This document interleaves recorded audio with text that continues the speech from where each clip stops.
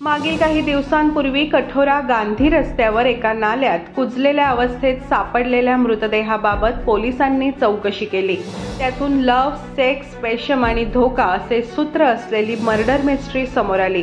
या प्रेम प्रकरणात अडसर ठरलेल्या माजी सैनिक पतीची त्यांच्या पत्नीने कट रचून मित्रांच्याच मदतीने हत्या केल्याची खळबळजनक घटना उघडकीस आली।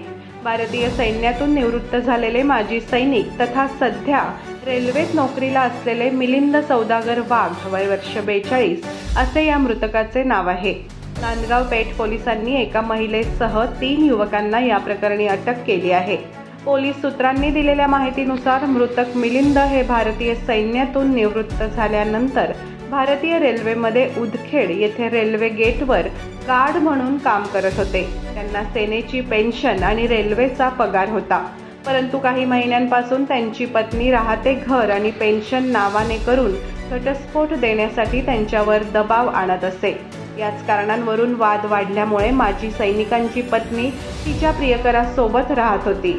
मृतक मिलिंद हे त्यांचा लहान भाऊ प्रशांत सौदागर वाघ, वय वर्ष 32 यांच्याशी नेहमी संपर्कात होते। आपल्या पत्नीकडून होणाऱ्या त्रासाबाबत ते त्यांना सांगतही असे।